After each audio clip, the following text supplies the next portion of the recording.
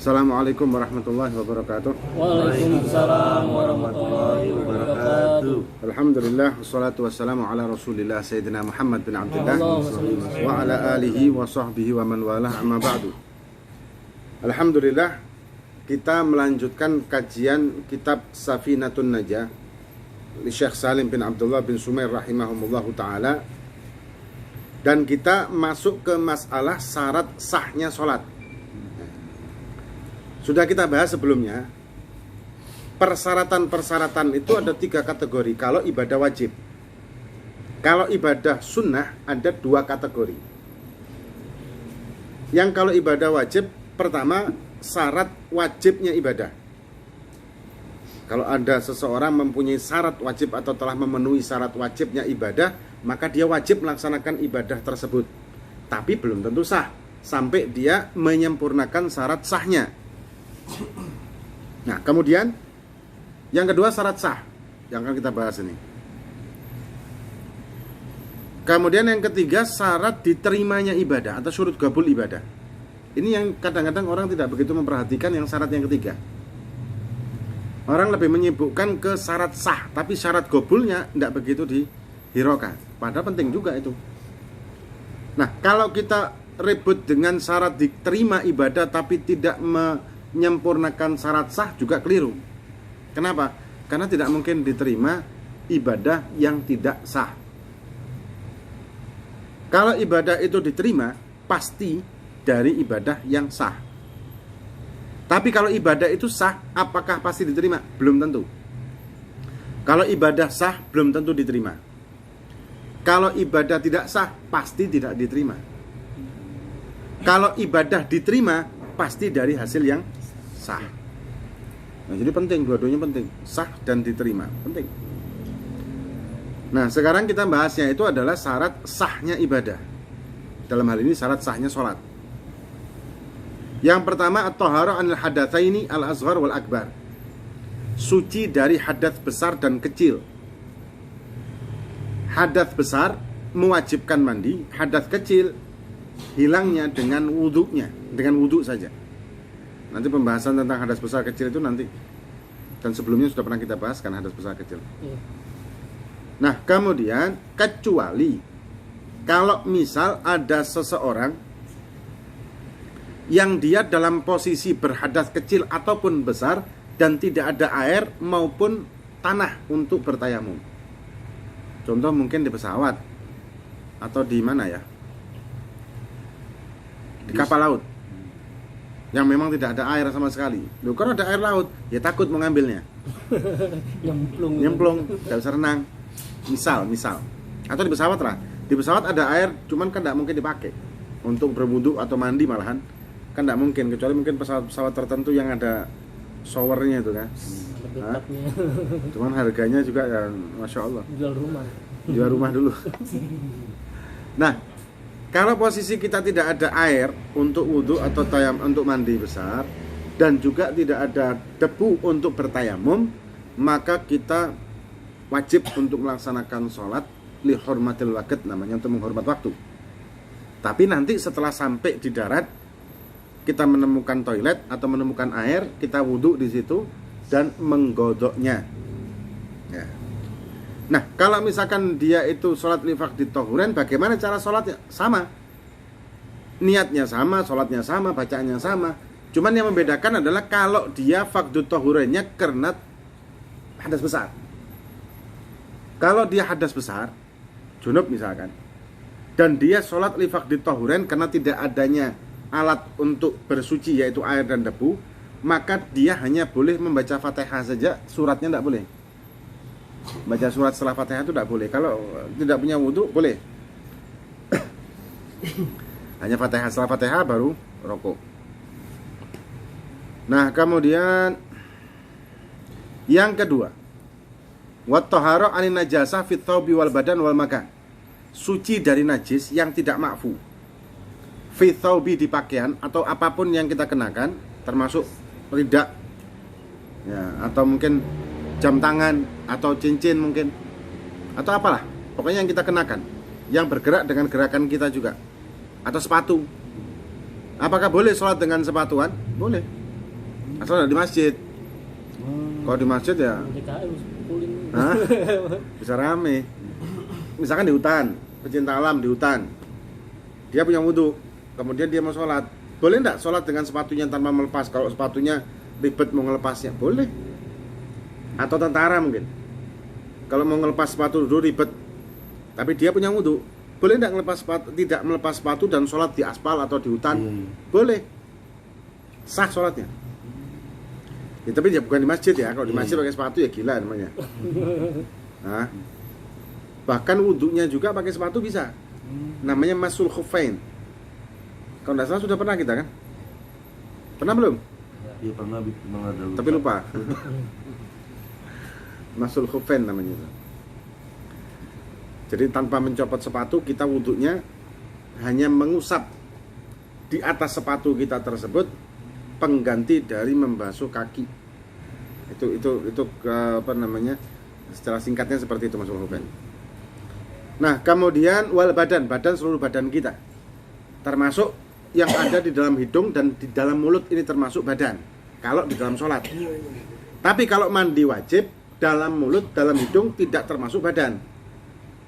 Kan di dalam mandi wajib itu takmimul badan bil ma, meratakan badan kita dengan air. Nah, yang dimaksud air, badan di sini yang harus diratakan dengan air yang nampak. Badan yang nampak. Kalau dalam telinga, dalam telinga, lubang telinga, hidung, kemudian dalam mulut, ini bukan termasuk badan. Kalau di dalam mandi wajib. Tapi kalau di dalam sholat dan menjadikan sahnya sholat dengan suci di badan, maka dalam hidung, dalam mulut termasuk bagian dari badan. Jadi kalau ada orang yang gusinya berdarah, itu tidak sah sholatnya dan batal. Tapi kalau misalkan gusinya berdarah itu tidak bisa diberhentikan, maka sah dia sholatnya dengan berusaha tidak menelan. Ya, mungkin diganjel dengan kapas atau apalah. Atau mimisan. Mimisan itu kalau misalkan dia sebelum sholat mimisan, ya, ini tidak boleh dia sholat sebelum dia bersihkan mimisannya. Tapi kalau tengah-tengah sholat dia mimisan, selama mimisannya itu tidak menetes, hanya di menggenang di ujung hidungnya saja, maka hukumnya tetap sah sholatnya, asal keluarnya tersebut tengah-tengah sholat. Kemudian apa? Kalau pertanyaan nanti aja nak, biar tidak kepotong. Kemudian wal makan itu tempat. Makan itu tempat kita sholat yang tidak bersentuhan dengan tubuh maupun baju atau pakaian yang kita kenakan. Kalau misalnya di bawahnya, misal kita menggelar sejadah, sedangkan di bawah sejadah itu ada najis yang kering, maka hukum sholatnya sah, cuman makruh, kecuali terpaksa.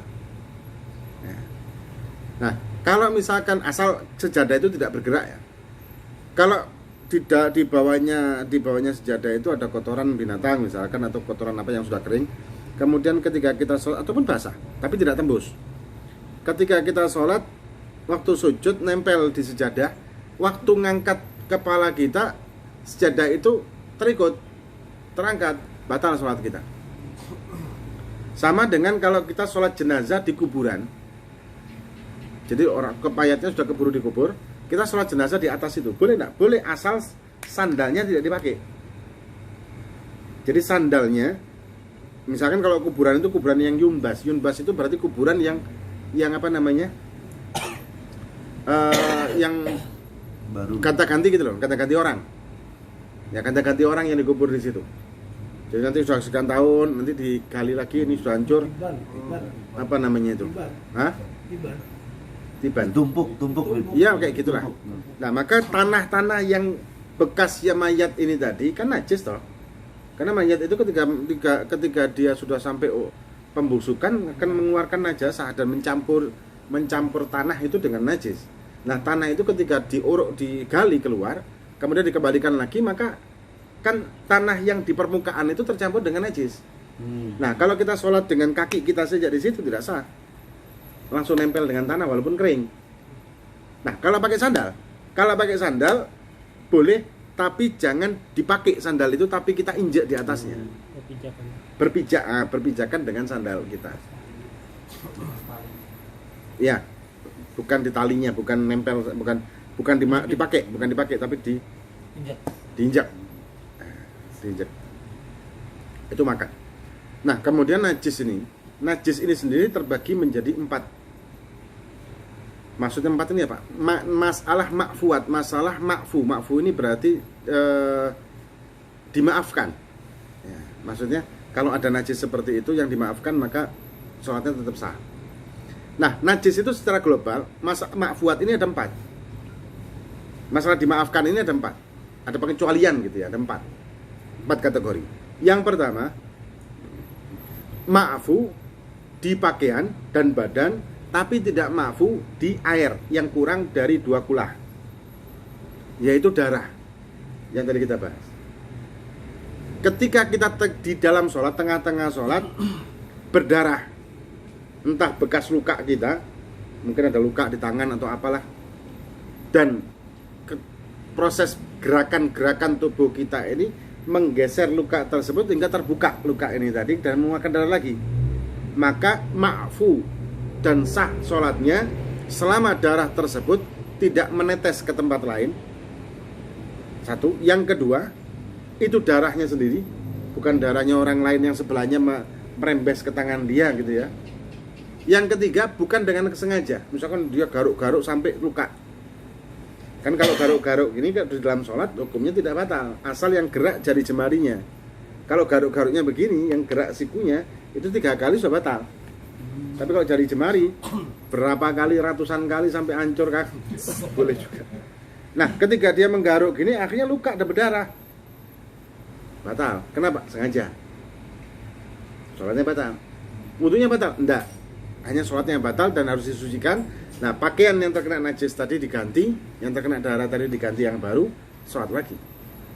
Tapi kalau tanpa sengaja, karena gerakan saja, tanpa kita sengaja keluar, seperti kayak mimisan tadi, asal tidak menetes, asal bukan darah orang lain, asal tidak dengan kesengajaan, dan tidak melebar lebih dari ukuran-ukuran koin, ya sekitar koinan gitu, tidak melebar, maka sah sholatnya selama darah itu keluarnya di tengah-tengah sholat. Sampai menyelesaikan sholat, kemudian kalau dia mau sholat lagi dan dia copot bajunya, maka tidak boleh dikenakan baju tersebut selama masih ada darah itu tadi. Jadi ma'funya itu cuma di waktu sholatnya, di tengah-tengah sholat keluarnya, ya, tengah-tengah sholat keluar darahnya itu. Kemudian kalau di air yang kurang dari 2 kulah, walaupun 1 tetes, ada air kurang dari 2 kulah, kejatuhan darah kurang dari 1 tetes atau 1 mili, maka menjadikan najis semua air tersebut walaupun tidak berubah warna, bau, dan rasanya. Najis. Itu kalau airnya kurang dari 2 kulah. 2 kulah itu kira-kira kurang lebih 217 liter kalau nggak salah. Ada khilaf sih masalah itu ya. Ada yang mengatakan kalau di kitab Taqirat 217 liter, dan banyak ulama yang memakai yang itu. Ada yang mengatakan lebih, ada yang mengatakan kurang. Wallahu a'lam. Nah, kemudian ada yang ma'fu, dimaafkan najis itu kalau di air, tapi tidak di pakaian atau badan kita, yaitu bangkai binatang yang tidak punya darah. Nah, ulama mengkategorikan binatang ini lebih kecil daripada cicak, seperti mungkin kecoa, semut, lalat, apalagi nyamuk darahnya orang, bukan darah kita. Nah, kalau bangkainya ini tadi mati di air, dan air tersebut tidak berubah warna, bau, dan rasanya, maka air itu tidak najis. Misalkan teh kita ada semut masuk ke situ, tinggal kita ambil aja semut matinya, kemudian kita minum lagi teh, gak apa-apa. Atau lalat atau apapun, asal tidak beracun ya, boleh, tidak najis. Beda dengan darah tadi. Kalau darah meskipun 1 tetes dan tidak berubah, najis semuanya. Nah, kemudian bangkai binatang ini tidak ma'fu kalau di pakaian atau badan kita ketika kita sholat. Ada orang sholat, setelah selesai sholat, Assalamualaikum, dia mungkin ngambil kitabnya wirid atau apa, begitu dibuka ada semut penyet di situ, mati. Wah, tergencet di sini, mati. wah ini gimana nih saya sholat sedangkan saya bawa ini. Bagaimana hukum sholatnya? Sholat yang dia lakukan ini tadi batal dan harus menggodoknya. Kemudian ini harus dilihat, apakah saya sholat sebelumnya pakai ini apa enggak? Pakai kitab ini. Oh iya, saya pakai kitab ini. Terus dikira-kira mayatnya, bangkainya semut ini kira-kira kapan ada di sini? Perasaan ini wirid saya baca kemarin, enggak ada semutnya. Halaman ini saya baca kemarin enggak ada semutnya. Kira-kira berarti menurut perkiraan saya mungkin mulai sholat isya. Jadi mungkin sebelum isya sudah ada mayat ini tadi ya. Mayat terbunuh ini. Bagaimana sholatnya? Sedangkan kita sholat zuhur besoknya. Bagaimana sholat kita? Maka sholat kita mulai isya, subuh, dan zuhur wajib diqadha. Ya, dengan perkiraan 3 sholat ini saya atau kita membawa kitab yang di dalamnya ada bangkai semut. Jadi bangkai semut atau bangkai lalat atau bangkai nyamuk itu tidak menjadikan batal ketika kita sholat karena tidak makfu di pakaian dan badan. Kemudian yang ketiga, yu'fa fihima, makfu di keduanya, di air makfu, di badan dan di pakaian juga makfu. Apa? Najis yang tidak nampak dengan mata, tapi kita bisa memperkirakan itu ada najis, tapi tidak bisa kita kelihatan. Contoh, kita kencing, perasaan sepertinya ada cipratan kencing itu di celana kita, tapi tidak kelihatan, tapi kayaknya. Nah kalau kayak atau teorinya mestinya nyiprat ini, mestinya teorinya, tapi tidak kelihatan. Nah maka ini tidak dihukumi najis, baik di pakaian kita, badan kita atau air. Kita punya ember, airnya kurang dari 2 kula. Tahu-tahu kita kelihatan anjing kencing di sebelah ember itu tadi. Dan kemudian ketika kita berusaha mencari tanda-tanda kencingnya masuk ke ember itu tidak ketemu. Entah perubahan warna sedikit atau mungkin bau atau apa di ember, di air itu tidak ketemu, maka hukum airnya adalah suci. Walaupun kita mungkin punya perkiraan bakal ada yang nyiprat ke dalam, tapi tidak kelihatan, maafu. Ini hukum. Kemudian yang terakhir, yang keempat, yang tidak ma'fu sama sekali ya selain najis-najis yang kita sebutkan tadi. Nah, jadi setiap orang ketika dia sholat itu maka harus suci dari najis yang tidak ma'fu di badannya, pakaiannya, dan kemudian tempat dia sholat. Nah, kemudian yang ketiga, wasatrul aurah, dan menutup aurat. Aurat bagi orang laki di dalam sholat antara pusar sama lutut, tapi kalau ngepas banget itu kan tidak mungkin, maka wajib dilebihkan untuk menutup auratnya di bawah lutut dan di atas pusar. Nah di atas pusar ini keliling sampai belakang. Maka itu tadi yang kita bahas kan, ada orang yang pakai celana jin dan pakai kaos, ketika dia rukuk ataupun sujud kebuka kaos belakangnya hingga kelihatan pantat bagian belakang, punggung pinggang bagian belakang, ini batal sholatnya. Karena kan kalau ditarik garis ini dari belakang, dari pusar ya, ditarik garis ke belakang, maka ini kan apa namanya, yang kebuka ini aurat. Di pantat atas ini aurat, karena kan di bawahnya garis ini. Nah ini batal. Nah itu bagi orang laki. Nah kemudian auratnya bagi orang laki di sama-sama orang laki juga sama dengan di dalam sholat. Ya, jadi antara lutut dengan pusat. Jadi kalau ada orang laki, misalkan kita sama-sama begini, kemudian ada yang buka lututnya, haram hukumnya. Karena masalah aurat ini kita agak meremehkan. Kita nyantai sama aurat, karena kita pakai celana pendek atau pakai nyantai gitu, padahal haram hukumnya. Nah, di dalam satu hadis, Nabi menceritakan makna hadis ini. Nabi menceritakan ada orang yang dia menggebu-gebu dalam ibadah, dan hebatlah ibadahnya, dia hebat, cuman makanannya haram, minumannya haram, pakaiannya haram. Bagaimana bisa mustajab doanya?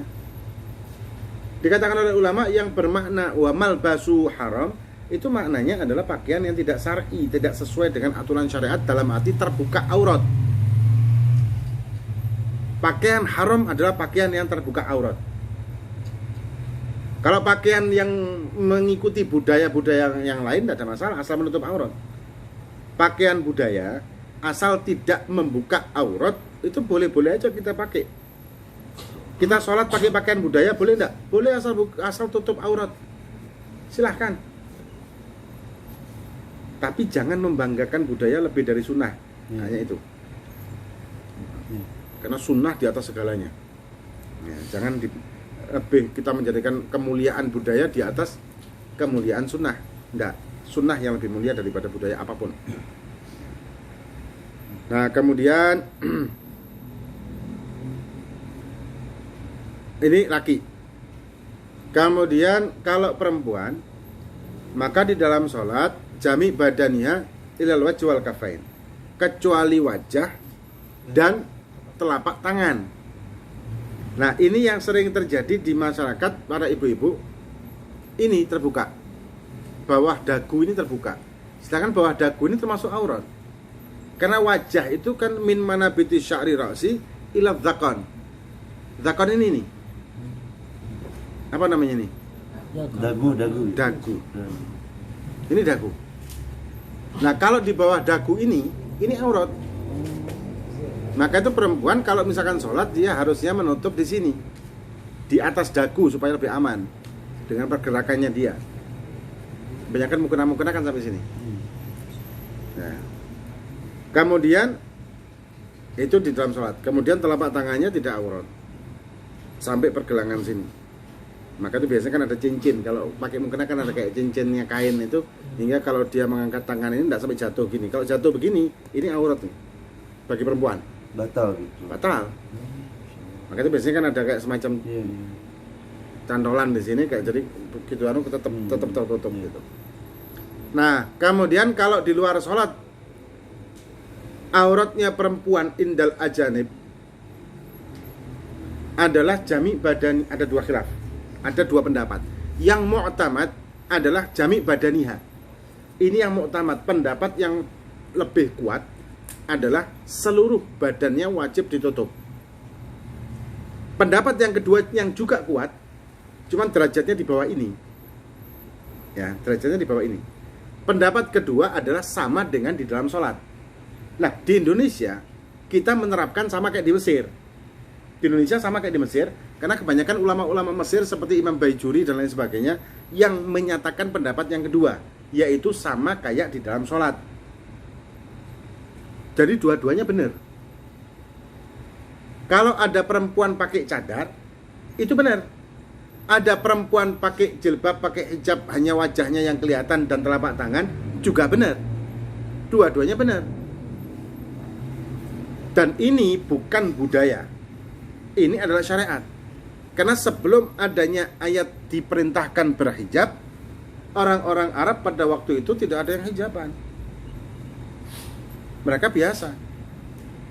Logika aja ya, kalau misal orang Arab pada zaman itu sudah berhijab, ngapain diturunkan ayat hijab? Logikanya. Dan ada haditsnya Siti Aisyah, ketika ayat itu turun, Siti Aisyah menceritakan bahwa orang-orang Madinah, perempuan-perempuan Madinah, begitu ayat itu turun tentang wajibnya hijab, maka mereka tidak nampak mana depan mana belakang. Siti Aisyah menceritakan itu berarti kan sebelumnya tidak. Berarti sebelumnya kan tidak ada seperti itu. Nah, kalau ada yang mengatakan zaman sekarang bahwa jilbab atau hijab ataupun cadar itu budaya Arab, dari mana? Aneh kalau mengatakan itu adalah budaya. Tidak. Nah, cadar itu mu'tamad. Yang tidak bercadar juga sama, mempunyai hukum yang kuat. Dua-duanya benar. Yang tidak benar yang tidak pakai kerudung. Ya, yang pakai kerudung.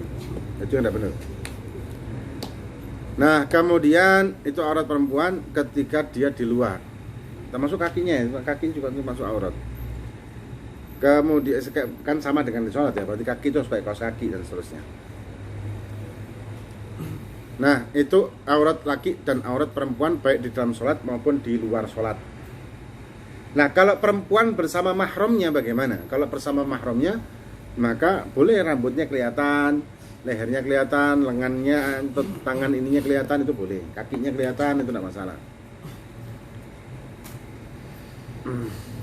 Kemudian yang selanjutnya, syarat sahnya sholat yang berikutnya adalah wastiqbalul kiblah, dan menghadap kiblat. Menutup aurat tadi, tambahan sedikit. Menutup aurat tadi adalah menutup warna kulit, bukan menutupi bagian aurat itu dengan sesuatu benda. Kalau kata-kata menutupinya dengan benda apapun, maka bisa jadi menutupnya dengan bahan transparan berarti nutup aurat. Enggak, kan kelihatan. Jadi kalau ada pakaian atau kain atau apa yang bahannya transparan, itu tidak menutup aurat. Aurat ini pokoknya yang tidak nampak warna kulit, itu menutup aurat. Jadi aurat harus ditutup yang sekiranya warna kulitnya tidak nampak. Kalau masih transparan, kelihatan warna kulit, itu bukan menutup aurat namanya. Hukumnya haram. Nah, kemudian ketika di dalam sholat, ketika aurat itu terbuka dari atas atau samping, maka batal. Kalau dari bawah enggak, kayak pakai sarung. Pakai sarung cuman dalamannya enggak pakai celana panjang.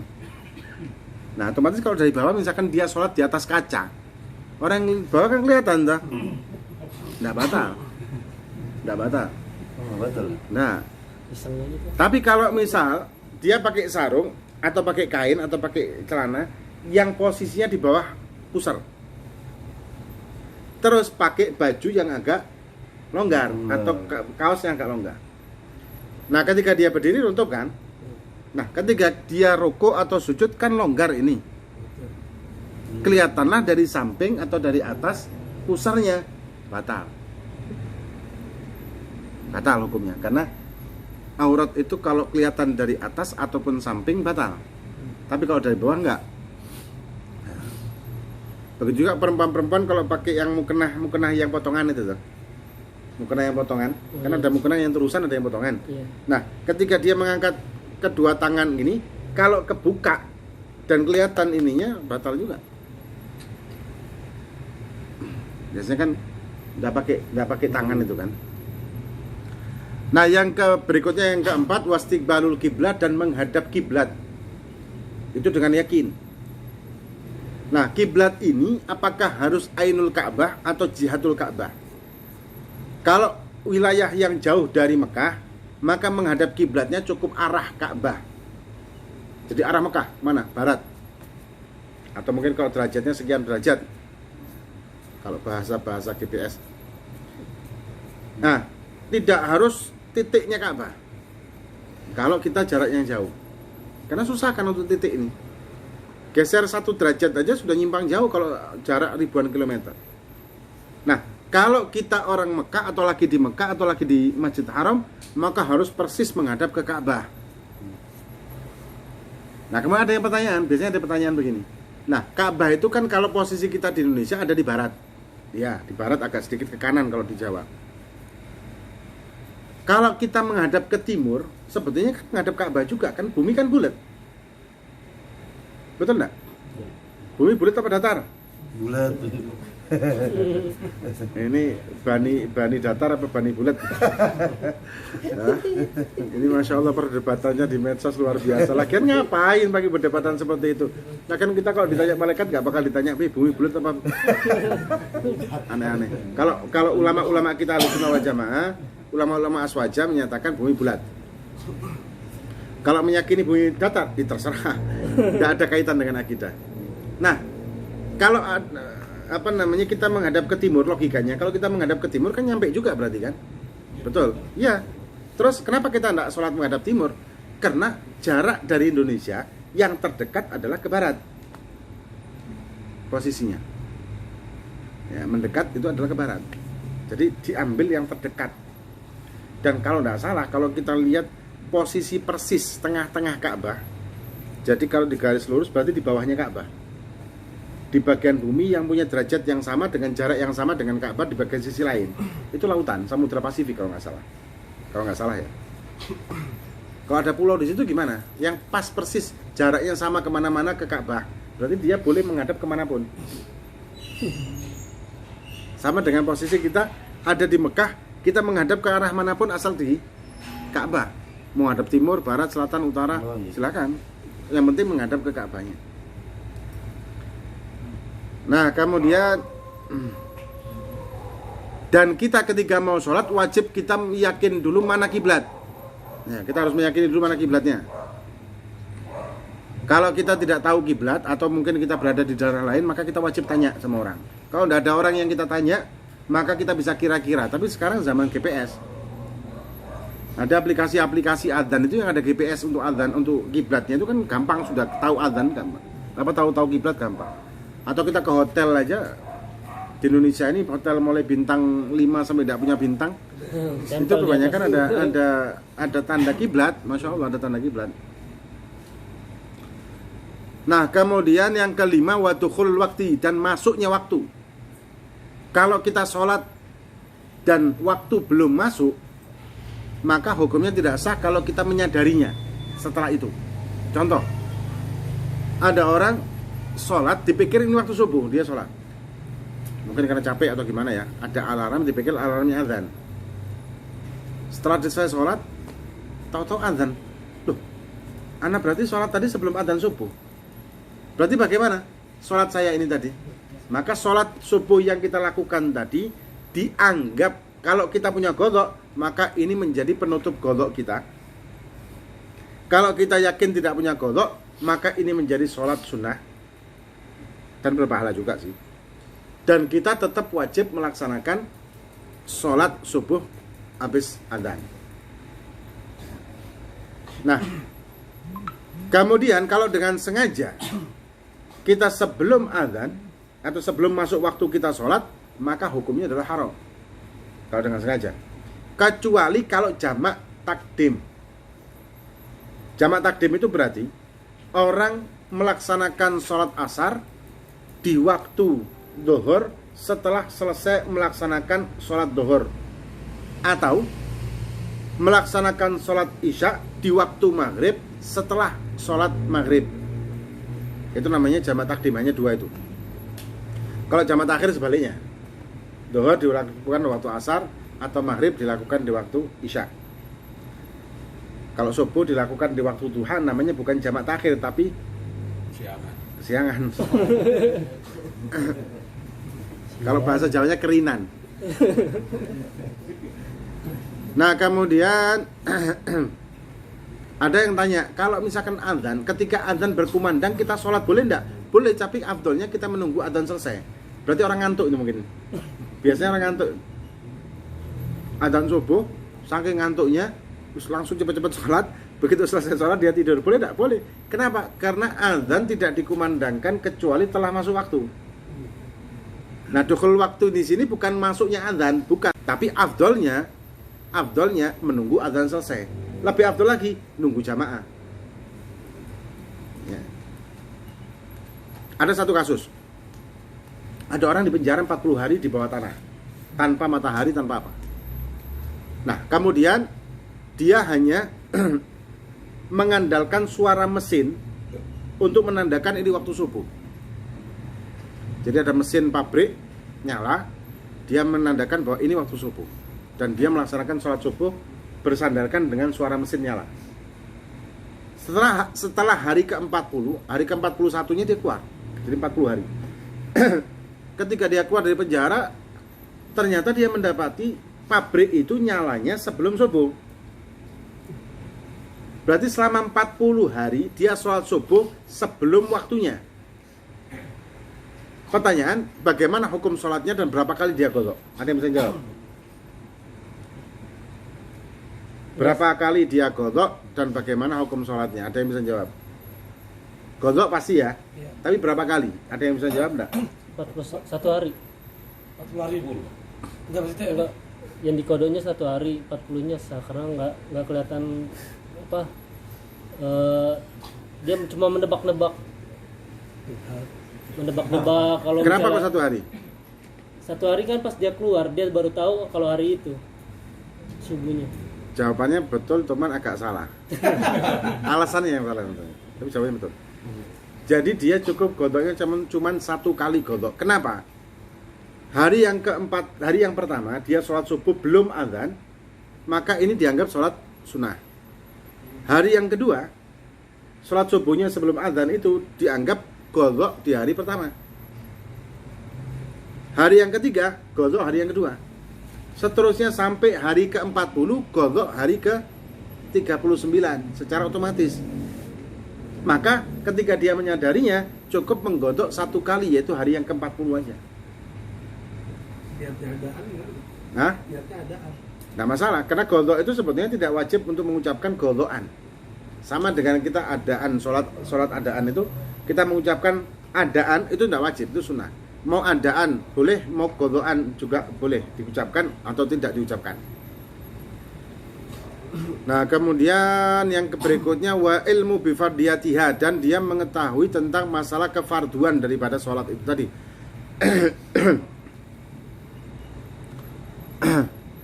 Mana tadi?